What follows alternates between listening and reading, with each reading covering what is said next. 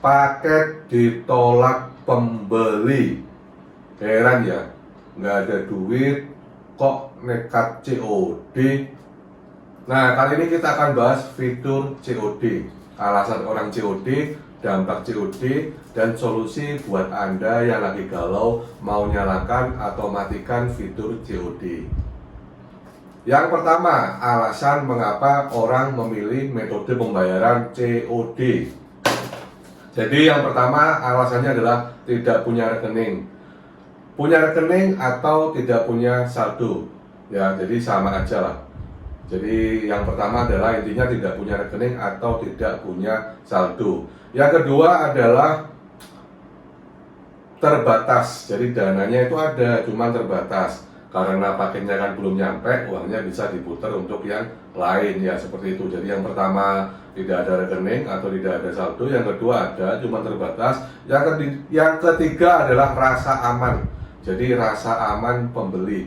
Lah, kenapa ada rasa aman ini? Berarti produk Anda atau toko Anda meragukan ya. Jadi itu adalah 3 alasan utama kenapa orang memilih fitur COD, yaitu tidak punya rekening atau tidak punya saldo. Yang kedua ada tapi terbatas. Yang ketiga adalah rasa aman. Berarti di situ ada salah satu variabel dari produk Anda ataupun toko Anda yang meragukan si pembeli. Tentu saja ada alasan yang lain. Seperti ketika promo cepet-cepetan ya, itu COD cepet. Tapi kalau payment kan lama. Jadi banyak alasan, cuman itu adalah alasan umum. Dampak COD, tentu saja ada dampak negatif dan dampak positifnya. Kita bahas yang dampak negatif. Dan dampak negatif ini ya timbul ketika paket ditolak atau paket tidak terselesaikan atau pesanan tidak terselesaikan, sehingga muncul dampak negatif. Yang pertama, dampak negatifnya adalah produk rusak ya. Jadi ada kemungkinan produk rusak karena perjalanan pulang pergi ini ya. Jadi ada kemungkinan produk itu rusak. Yang kedua, produk hilang ya. Jadi dampak negatif yang kedua ketika gagal COD adalah produk hilang ya. Kalau 1-2 masih bisa di-tracking ya, tapi buat Anda yang pesanannya nanti bisa ratusan, ribuan bahkan, nah ini agak sulit di-tracking kecuali ada komunikasi yang intens antara penjual dan pihak ekspedisi. Kemudian dampak positifnya, tentu saja ada dampak negatif juga ada dampak positif dong. Yang pertama adalah tingkat konversi itu lebih tinggi ya.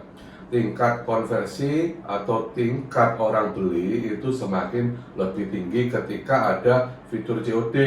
Karena ada beberapa hal variabel yang tadi disebutkan alasan orang memilih fitur COD itu bisa tercover semua. Jadi konversinya akan lebih tinggi ketika Anda menyalakan fitur COD. Yang kedua, tentu saja hal ini juga memudahkan konsumen ya. Jadi memudahkan konsumen, membuat praktis konsumen, intinya membuat happy, itu dampak positifnya. Nah, kalau Anda lagi galau mau nyalakan COD atau enggak, begini ya solusinya. Yang pertama adalah kita kembali ke alasan orang memilih fitur COD.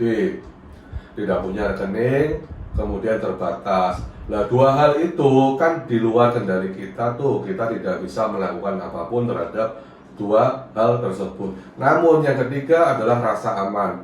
Nah, rasa aman ini berarti ada sebabnya. Produk atau toko Anda meragukan untuk si pembeli lah.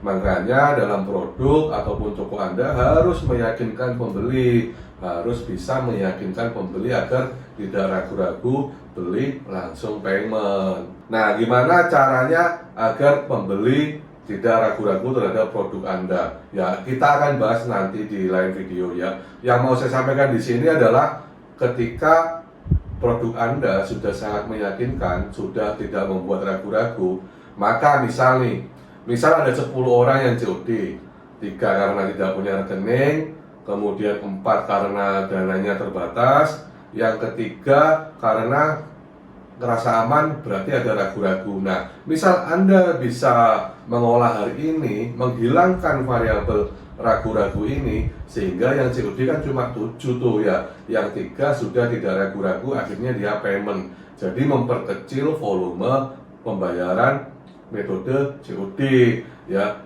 Kita menghilangkan variabel rasa aman akibat ragu-ragu terhadap produk Anda. Paham ya maksudnya ya? Jadi misal 10 orang COD, alasannya karena 3 tidak punya rekening, yang 4 itu dia punya dana tapi harus diputar karena barangnya kan belum datang tuh, kan lebih baik nanti bayarnya pas datang.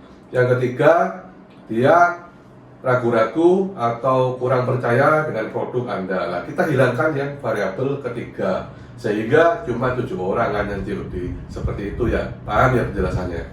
Yang kedua, solusi yang kedua adalah kita kembali melihat ke dampak negatifnya ya. Jadi di mana dampak negatif itu ada produk yang kemungkinan nanti rusak dan produk yang kemungkinan hilang ketika COD tersebut gagal. Nah, kalau produk Anda itu tidak mudah rusak, kuat, sehingga dia pulang dan pergi itu aman, maka fitur COD itu bisa dinyalakan ya. Jadi kita kembali ke dampak negatif. Tapi kalau produk Anda itu mudah rusak seperti gelas kaca dan lain sebagainya, di mana packingnya juga tidak terlalu kuat dan Anda juga tidak terlalu yakin apabila gagal dia kembali paketnya bisa utuh. Nah, lebih baik jangan ya. Jadi kembali ke karakter produknya. Kalau mudah rusak jangan COD. Kalau aman-aman aja ya nggak apa-apa, fitur COD nyalain aja. Yang ketiga, ini yang paling penting ya buat Anda ya. Kebanyakan penjual itu melihatnya dari sudut pandang negatif ya. Misal dari 10 COD yang gagal 2, yang berhasil 8. Yang 2 ini dilihatin terus. Yang 2 ini dia jengkel. Yang 2 ini begitulah. Jadi salah melihat sudut pandang. Jadi coba kita lihat yang berhasil 8. Nah, intinya adalah persentase ya. Jadi misal ada 100 paket tuh COD, 100 paket COD ya. Kalau yang gagal cuma 5, berarti kan cuma 5% ya. Kan ada yang berhasil 95 atau 95% tuh dari 100 paket. Jadi coba kita rubah sudut pandang kita kepada yang berhasil ya. Kita lihat kepada besaran yang kita selesaikan. Jadi cobalah rubah sudut pandang atau perspektif Anda terhadap COD. Kan cuma sedikit. Kalau memang sudah dicoba dan dari 100 paket misal 20 gagal, berarti kan 20%. Lah itu besar. Kalau tingkat kegagalan COD 20% itu cukup besar ya menurut saya. Yang aman itu di bawah 5%. Jadi kalau di bawah 5% it's okay ya. Namanya juga jualan online juga ada resikonya. Sama seperti orang jualan offline juga ada resikonya. Resikonya seperti salah kembalian lah, inilah itu sama. Jadi pasti ada resikonya. Cuman kalau resikonya masih kecil, ya jangan kita fokus di situ. Kita fokus pada hal-hal yang berhasil, di mana jumlahnya jauh lebih banyak daripada yang gagal. Nah, kemudian kalau rasionya besar, ya ini tergantung kategori ya, tergantung kategori. Jadi kalau rasionya besar, boleh dievaluasi lagi. Kemudian yang keempat, kalau produk Anda custom ya, custom misal baju nih, baju custom nama orangnya pembeli lah, lebih baik jangan COD, lebih baik jangan COD. Kan kalau custom kemudian ada namanya dia, ketika kembali gagal kan mau diapain tuh, kan tidak bisa dijual lagi kan ya, tidak bisa dijual lagi karena sudah custom request dari si pembeli sebelumnya ya. Makanya kalau custom saran saya sih jangan COD, tapi kalau mau COD ya nggak apa-apa, kembali ke Anda kan toko Anda sendiri. Ya itulah ya terkait dengan fitur COD. Kalau Anda ada pertanyaan silakan tulis di kolom komentar, nanti kita bahas bareng-bareng ya. Oke, good luck and see you on the top.